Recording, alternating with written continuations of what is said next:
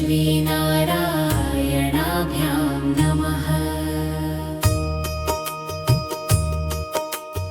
अच्युतं केशवं रामनारायणं कृष्णदामोदरं वासुदेवं हरिं श्रीधरं माधवं गोपिकावल्लभं जानकीनायकं रामचन्द्रं भजे।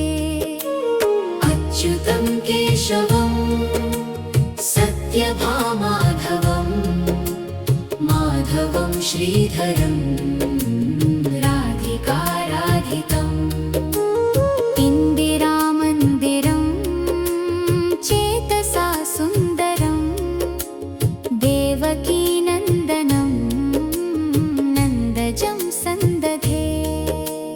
विष्णवे जिष्णवे शङ्खिने चक्रिणे रुक्मिणी रागिणे जानकी जानकी वल्लवी वल्लभायार्चितायात्मने कंसविध्वंसिने वंशिने ते नमः।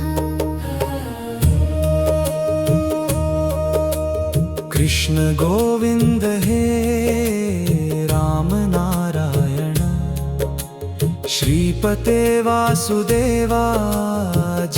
श्रीनिधे अच्युतानंत हे माधवाधोक्षज द्वारकानायक द्रौपदी रक्षक।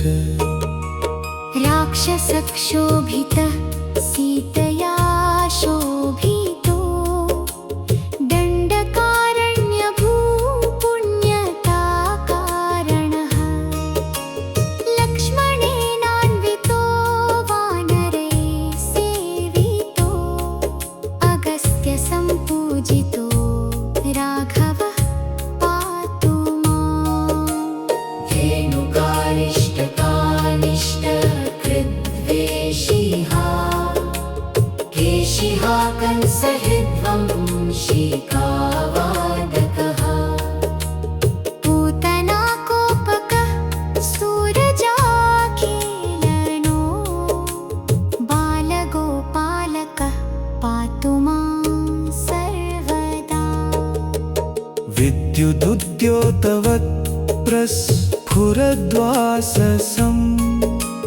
प्रावृडं बोधवत् प्रोल्लसद्विग्रहं वन्यया मालया शोभितोरस्थलं लोहिताङ्घ्रिद्वयं वारिजाक्षं भजे। कुञ्चितैः कुन्तलैर्भ्राजमानाननं रत्नमौलिं लसत्कुण्डलं गण्डयोः हारकेयूरकं कङ्कणं प्रोज्ज्वलं किङ्किणीमञ्जुलं श्यामलं तं भजे। अच्युतस्याष्टकं यः पठेदिष्टदं प्रेमतः प्रत्यहं पुरुषः सस्पृहम्। वृत्ततः सुन्दरं कर्तृ विश्वंभरं तस्य वश्यो हरिर्जायते सत्वरम्। हे नारायण देवेश भक्तानामभयप्रद अनाथनाथ विश्वेश त्वां वन्दे करुणाकरम्। पीताम्बरधरं देवं शङ्खचक्रगदाधरं पद्मनाभं जगन्नाथं नमामि पुरुषोत्तमम्। क्षीराभिशयनं देवं शेषतल्पोपशोभितं लक्ष्मीकान्तं महाविष्णुं प्रणमामि पुनः पुनः। कमलाक्षं कृपानाथं दीनबन्धुं दयानिधिं भवबन्धविनिर्मुक्तारं नारायणं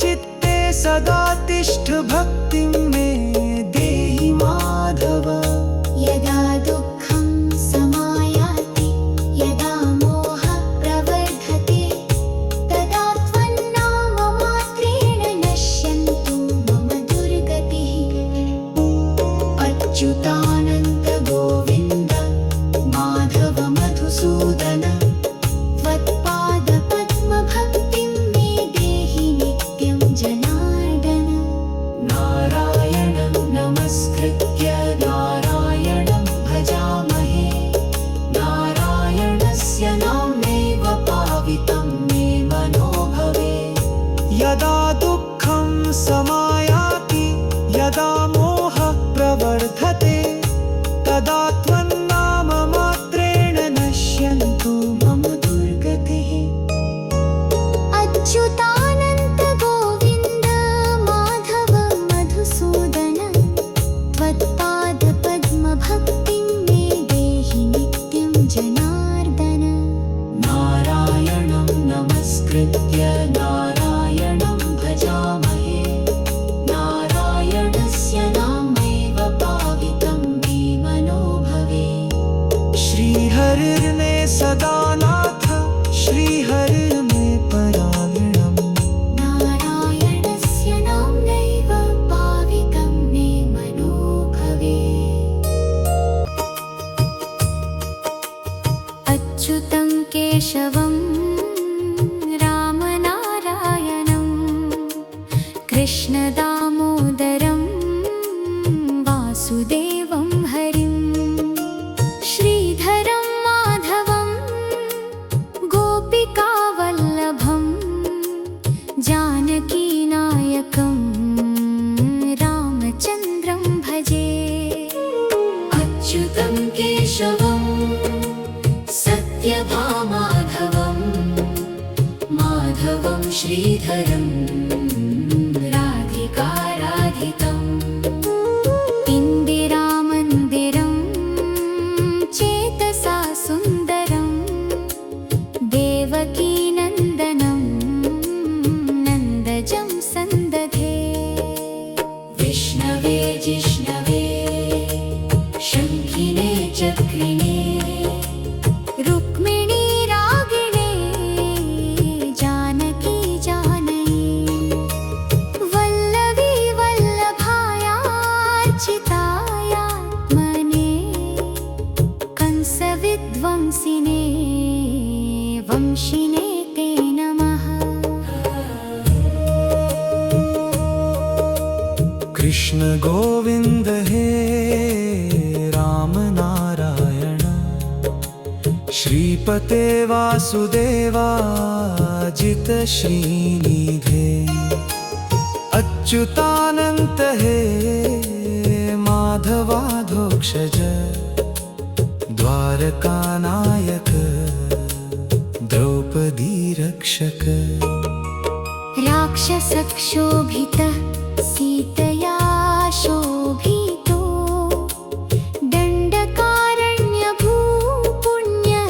दण्डकारण्यभूपुण्यताकारणः लक्ष्मणेनान्वितो वानरैः सेवितो अगस्त्यसम्पूजितो राघवः पातु माम् धेनुकारिष्टकानिष्टकृद्वेषिहा केशिहा कंसहिद्वंशिकावादकः पूतनाकोपकः सूरजाखिलनो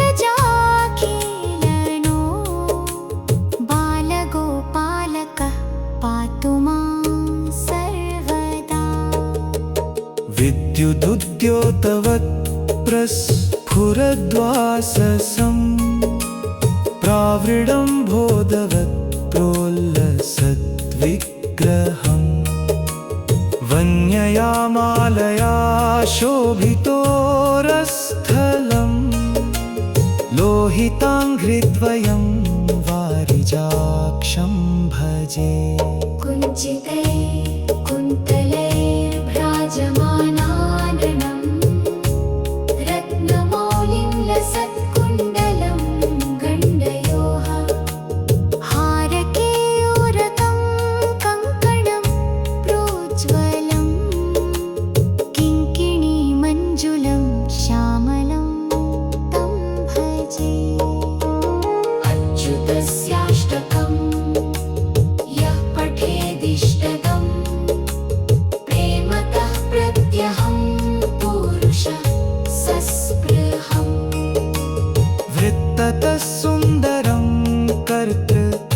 विश्वम्भरं तस्य वश्यो हरिर्जायते सत्वरम्।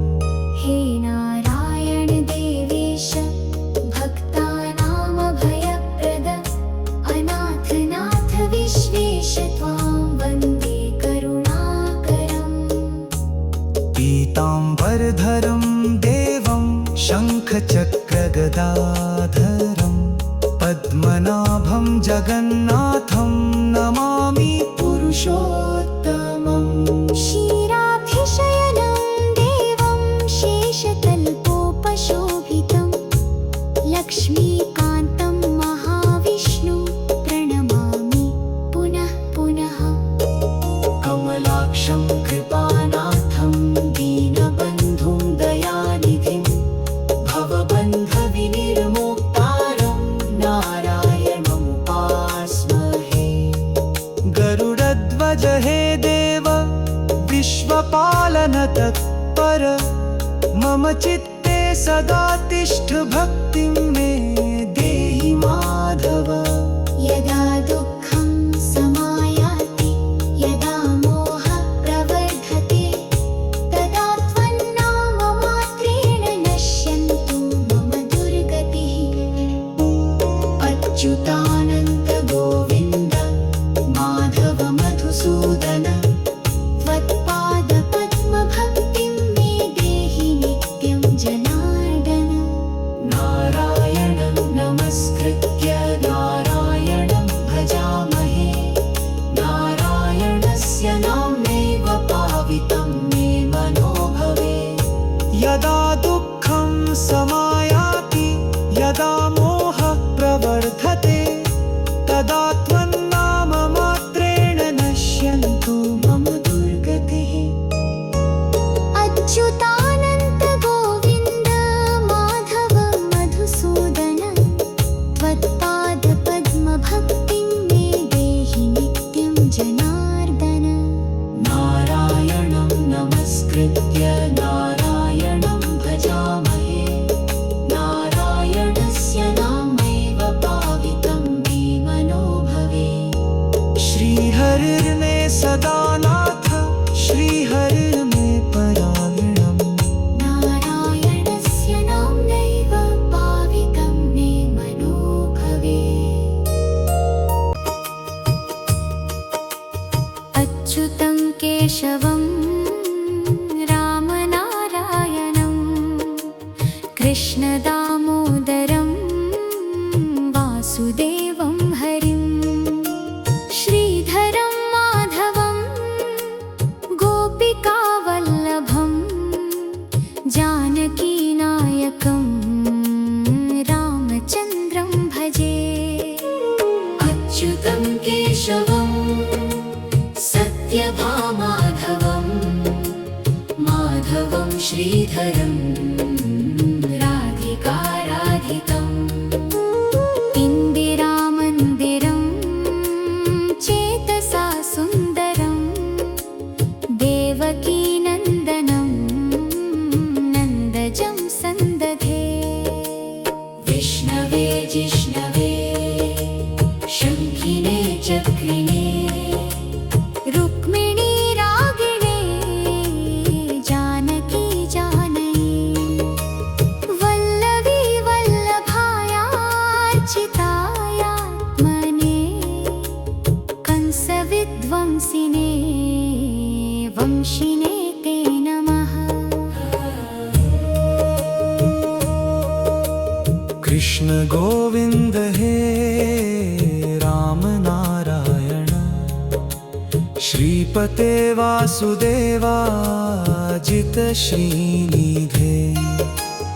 अच्युतानन्त हे माधवाधोक्षज द्वारकानायक द्रौपदी रक्षक। राक्षसक्षोभितः सीतया शोभितो दण्डकारण्यभूपुण्यताकारणः लक्ष्मणेनान्वितो वानरैः सेवितो अगस्त्यसम्पूजितो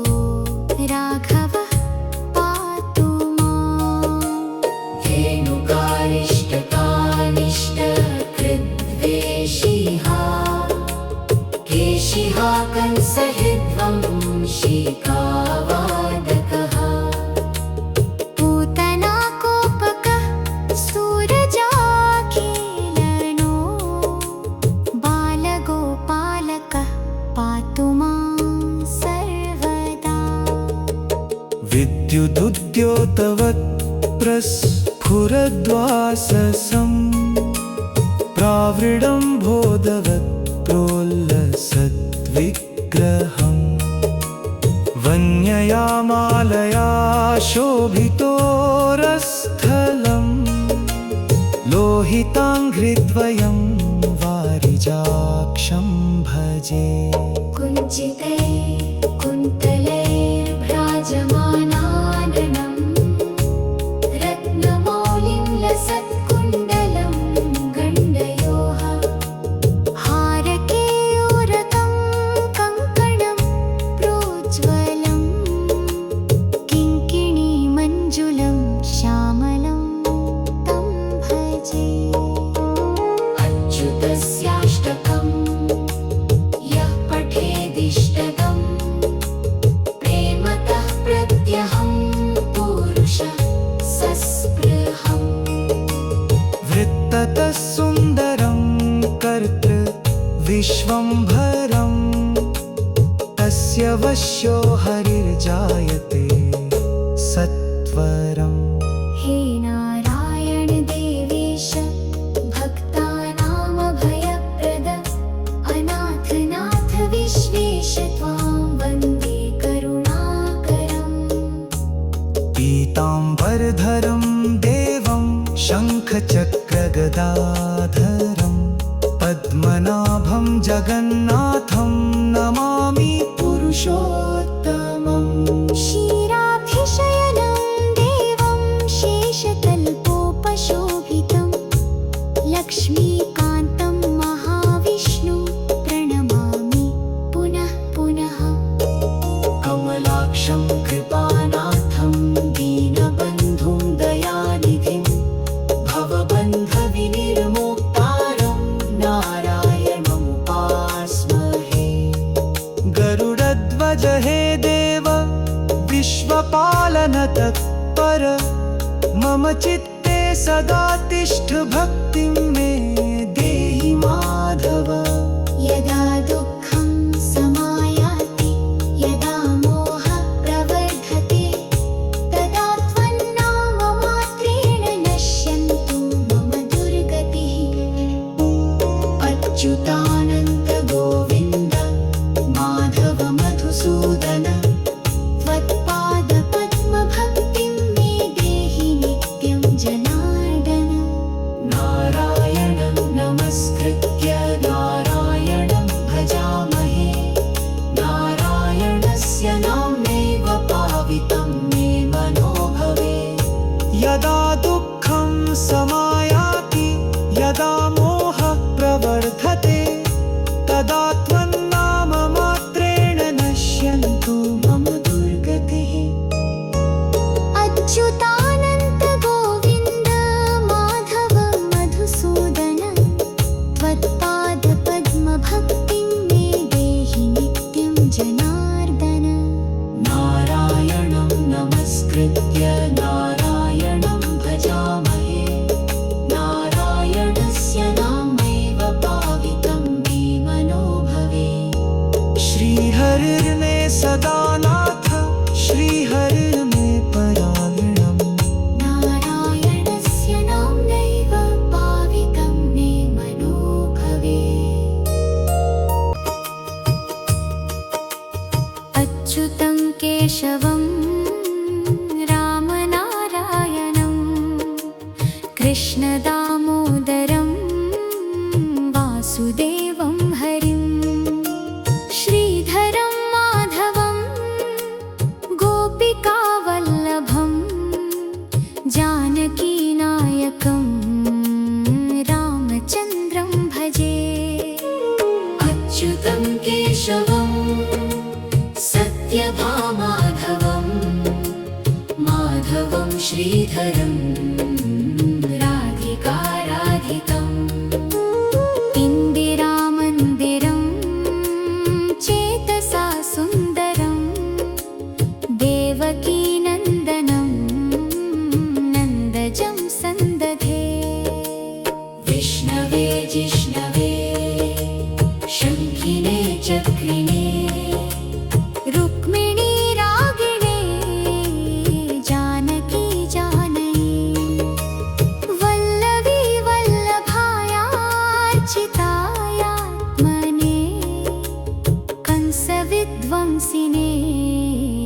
वंशिने ते नमः। कृष्ण गोविंद हे राम नारायण, श्रीपते वासुदेवाजित श्रीनिधे, अच्युतानंत हे माधवाधोक्षज, द्वारकानायक द्रौपदी रक्षक। राक्षसक्षोभितः सीतया शोभितो, दण्डकारण्यभूपुण्यताकारणः, लक्ष्मणेनान्वितो वानरैः सेवितो, अगस्त्यसम्पूजितो राघवः पातु माम्। धेनुकारिष्टकानिष्टकृद्वेषिहा, केशिहा कंसहृद्वंशिकावादकः, पूतनाकोपकः सूरजाखिलनो, बालगोपालकः पातु मां सर्वदा।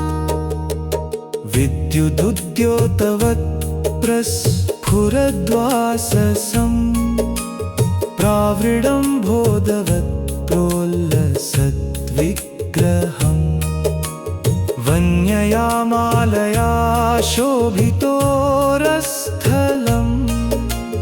लोहिताङ्घ्रिद्वयं वारिजाक्षं भजे। कुञ्चितैर्कुन्तलैर्भ्राजमानाननं, रत्नमौलिं लसत्कुण्डलं गण्डयोः, हारकेयूरकं कङ्कणं प्रोज्ज्वलं, किङ्किणीमञ्जुलं श्यामलं तं भजे। अच्युतस्याष्टकं यः पठेदिष्टदं, प्रेमतः प्रत्यहं पुरुषः सस्पृहम्। वृत्ततः सुन्दरं कर्तृ विश्वम्भरं, तस्य वश्यो हरिर्जायते सत्वरम्। हे नारायण देवेश, भक्तानामभयप्रद, अनाथनाथ विश्वेश त्वां वन्दे करुणाकरम्। पीताम्बरधरं देवं शङ्खचक्रगदाधरं, पद्मनाभं जगन्नाथं नमामि पुरुषोत्तमम्। क्षीराभिशयनं देवं शेषतल्पोपशोभितं, लक्ष्मीकान्तं महाविष्णुं प्रणमामि पुनः पुनः। कमलाक्षं कृपानाथं दीनबन्धुं दयानिधिं, भवबन्धविनिर्मुक्तारं नारायणमुपास्महे। गरुडध्वज हे देव विश्वपालन तत्पर, मम चित्ते सदा तिष्ठ भक्तिं मे देहि माधव। यदा दुःखं समायाति, यदा मोहः प्रवर्धते, तदा त्वन्नाममात्रेण नश्यन्तु मम दुर्गतिः। अच्युतानन्त गोविन्द माधव मधुसूदन, त्वत्पादपद्मभक्तिं मे देहि नित्यं जनार्दन। नारायणं नमस्कृत्य नारायणं भजामहे, नारायणस्य नाम्नैव पावितं मे मनो भवे। यदा दुःखं समायाति, यदा